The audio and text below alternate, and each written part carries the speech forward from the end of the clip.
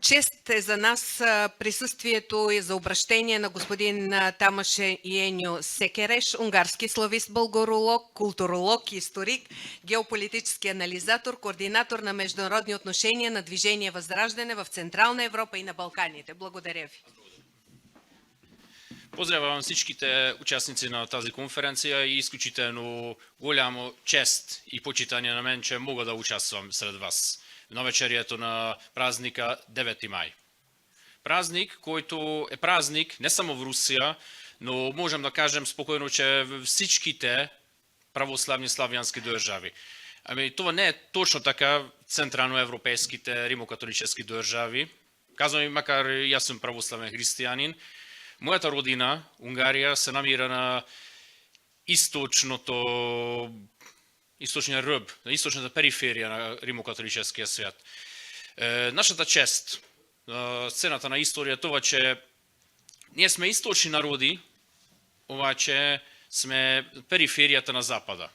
И винаги на точката на кипене между изток и Запад. И точно това се случва, за съжаление, не само на унгарския народ, но на редица други народи цяла Централна Европа.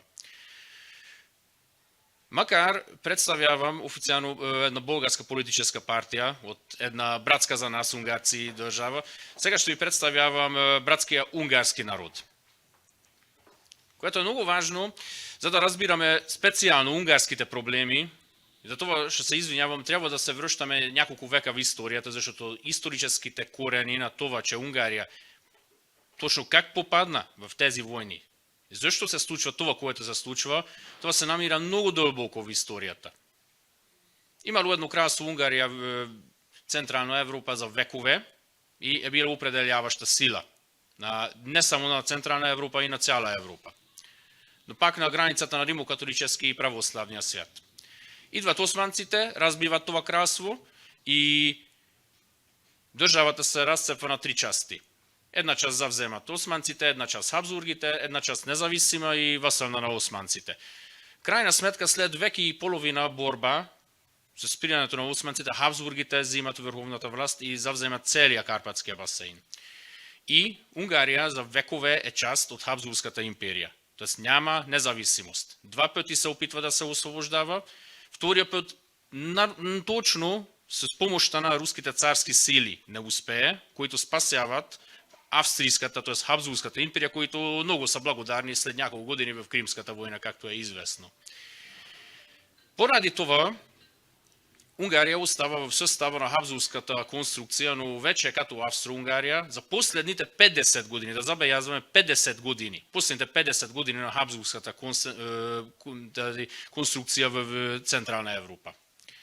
Унгария няма никакъв избор дали ще участва в Първата световна война или няма да участва. Ама дава основната военна сила на Австро-Унгария.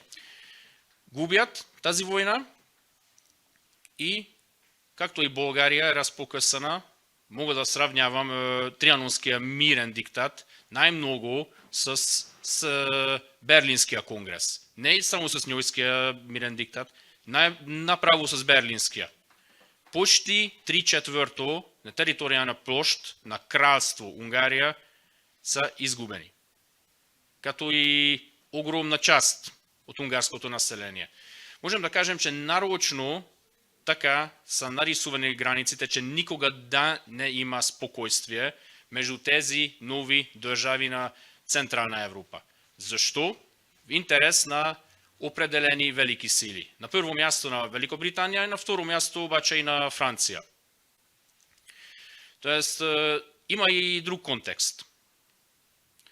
Имаме, ако цитираме това нещо, че и според моето мнение, казвам като геополитически анализатор, да, имало едно 20 годишно примирие или прекратяване на огъня между двете световни войни. И да не ни заблуждава, че за тези горе-долу 20 години, не навсякъде 20 години, има така наречен мир.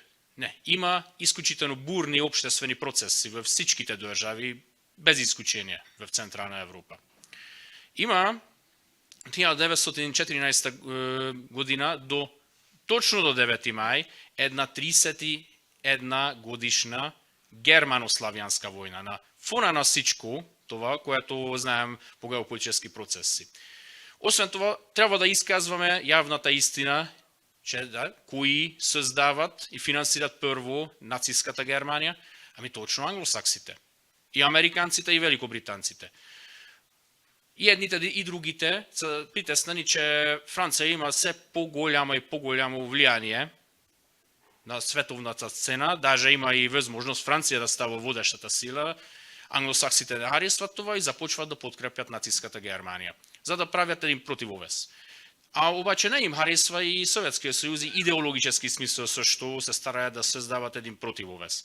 Но можем да кажем и това, че става дума и за последствия на обществени процеси от Първата световна война, защото пак виждаме унизени държави, като Германия, като и Унгария, като и България. Единствено Турция има късмет да може да изостави от Втората световна война. Има една особено геополитическа причина и на това, че защо нещата започват даже направо в Централна Европа. Когато имаме и докато, даже подчертавам, че докато имаме Германия, докато ще имаме и в бъдещето Германия, и докато ще имаме и Русия, каквато и да е името на тази Русия, да е царската Русия или Съветски съюз, ако особено англосаксите или други сили се опитват да създават кордон санитар или каквато и да преграда между Русия и Германия, естествено в такава форма, че тези средноевропейски, централноевропейски народи няма да са свободни, няма да са суверенни. Винаги се очаква някаква война, рано или късно. И това се случило и вследствието на мировата система от края на Първата световна война. Тоест, на средна европейска сцена нещата започват с германската окупация на по-голямата част от Полша. Докато източната част взимат от Съветския съюз. Съветския съюз не за това го прави, защото е агресор и както обвиняват в нашите дни, че и Съветския съюз равно с Германия е уж виновна за избухването на Втората световна война. Не. Съветския съюз е притеснена точно поради тази преграда между Германия и тогавашната Русия. Тоест, те не го правят от агресия, те правят от геополитическа тактика. Това беше много добро разбран постъпка от страна на тогавашното политбюро. Което обаче трябва да забелязваме след пакта Молотов-Рибентроп. Англосаксите, точно англосаксите, постигат Германия да атакува Съветския съюз. И двете континентални сили от европейския континент взаимно, колкото е възможно, да убиват един друг. Все по-малко руснаци, все по-малко германци да остават и все повече да могат да налагат собствените цели англосаксите. И можем да имаме представа, и сега казвам от името на братския унгарски народ, че ние си имаме една малка държава. Между двете световни войни у нас има за 133 дни една унгарска съветска република, след което обаче белите побеждават с помощта на Антанта. Не можем категорично да кажем на унгарската политическа система, че става дума за фашисти. Не можем. Става дума за бели. В Унгария се случва точно това, което се очаквало даже и в Русия, при една евентуално победа на белите сили. В Унгария белите побеждават, даже и бели генерали там намират убежище. И това не би казал, че Унгария е реваншистка, но е ревизионистка държава, защото по разбираеми причини става дума за едно почти 1000-летно кралство, губи по голямата част от територията си и сънародниците даже. Древни унгарски територии. Даже и до ден днешен трябва да живеем заедно с страшните последствия на това, че народи, които са имали добри отношения през историята между си, вече нямат. И вследствие на този мирен договор, но и цялото националистическо мислене на Френската революция. Вече от тогава започват проблемите в 19 век. Тоест, Унгария е една малка държава. иска да поправи границите си, че поне да са на етническите линии, но ако има възможност да са малко по-справедливи, защото нештата така не могат да продължават. Обаче, които налагат мирните системи, те точно имат за цел тези народи никога да не са в мир и спокойствие, разбирате се между си. И, за съжаление, на фона на това, че унгарските граници, както и в случай на България, са поправени основно с германска помощ, както се случва това в България и около България до 1941 година, това се случва и с Унгария между 1938 и 1941 година. Можем да кажем, че горе-долу даже справедливи граници се поставят около кралство Унгария. Още кралство без крал обаче, с регент. И тази Унгария, да си представяме сега, иска да изостава от тази война. Даже унгарската армия, и това унгарска генералштаб казва, не е подготвена против Съветския съюз. Декларирана цел на кралство Унгария е държавна доктрина, че искат не само Северна Трансилвания, която получават обратно от германците, искат цяла Трансилвания, даже и повече древни унгарски територии. Унгарците искат да изостават от войната на германците и румънците и финландците срещу Съветския съюз от самото начало. Даже декларират това. Имат добри отношения с Съветския съюз. От Съветския съюз връщат бойните знамена на Лайош Кошут нещо 3 месеца и малко повече от 3 месеца преди Унгария да е принудена да атакува Съветския съюз. И какво се случва? Както и сега, в нашите дни, можем да кажем, че има много добри отношения между Руската федерация и Унгария. И тогава между Кралство Унгария и Съветския съюз, въпреки идеологическите различия, има приятелски отношения. Унгария декларирано не иска да обявява война. Някои обаче бомбардироват редица северо-источни унгарски градове, не само Каша и други. Не се знае и до ден днешен, понеже документите са засекретени, че кои са извършили бомбардировките, обаче имаме причина да подозряваме, че не съветските военно-въздушни сили са, понеже от Съветския съюз явно знаят, че Кралство Унгария няма лоши намерения към Съветския съюз, даже декларирано готвят армиите си, за да взимат Южна Трансилвания. Имаме кандидати, там е Кралство Румъния, които знаят също тези неща за Южна Трансилвания, обаче там е и Словакия, с която има една съвсем кратка война, спряна точно от германците, още 1939 година, т.е. има кандидати или самите германци.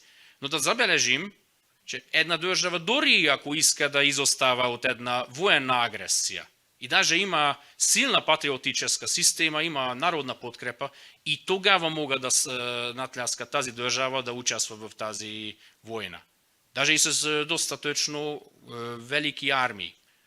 200 000, поне 200 000 души са изпратени на украински и белоруски територии до Воронеж.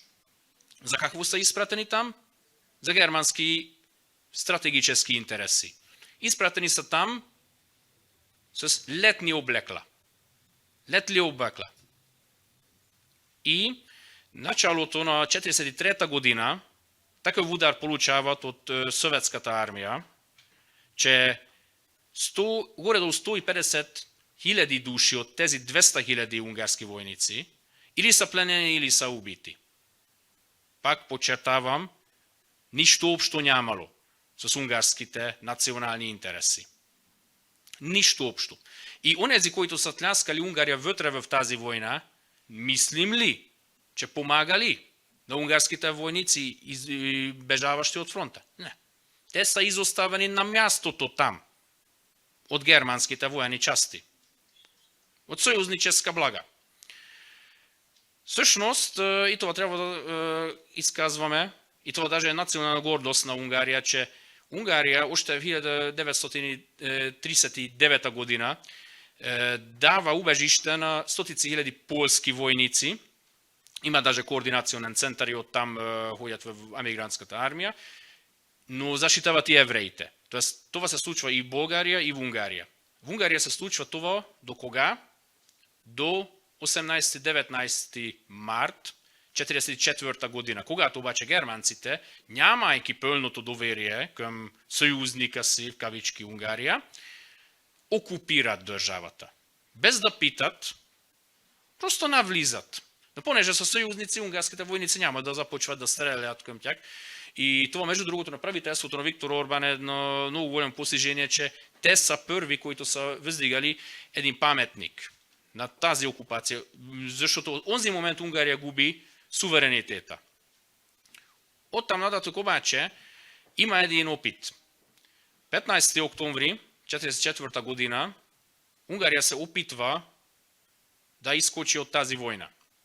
Обаче германските части започват да подкрепат тамошните вече наистина фашистски, точно казам хунгариски сили, заради които обаче повеќе од половина на Унгарија е под тяхната окупација и фронтовата линија спира за 8 месеца там. Унгарија пълно разорена, Будапешта е второ најобсадваниот град, само Ленинград е повеќе обсадван, обаче не само заради советски, даже и тамошните едни маргинални русофилски сили пробваат да обясняват, че руснаците се направи. Не, англосаксонските бомбардировши, като Българија.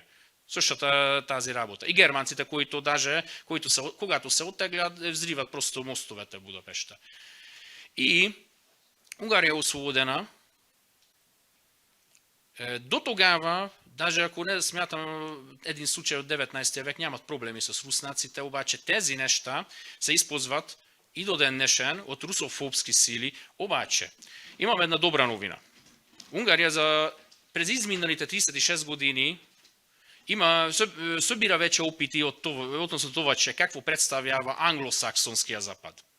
Тоест, ако в Унгарија искат да подпомагат процеси, каквито видяхме в Украина или други държави, имам тази добра новина, че најверојатно няма да успеат, защото ще има под някаква форма обществена съпротива. Има актуалност, защото едни сили сега са успели да свалят Виктор Орбан, който се готвил да гради един местен, регионален средноевропейски съюз с Словакија на Роберт Фицо и Србија на Александр Вучич. Един регионален автохтонен средноевропейски съюз, които не са харесвали нито от НАТО, нито от Европейския съюз. Тоест, нека внимаваме. Но важно е това, че празнуваме 9 мај, празнуваме вече повече от 80 години, но от 12 години за голямото ни съжаление на нас унгарци, понеже и нашите сънародници от Закарпатја са силно засегнати. От 12 години някак си виждаме подобни неща. Много подобни неща и даже финансирани от подобни сили. Единственият късмет засега е това, че на по-малка териториална площ.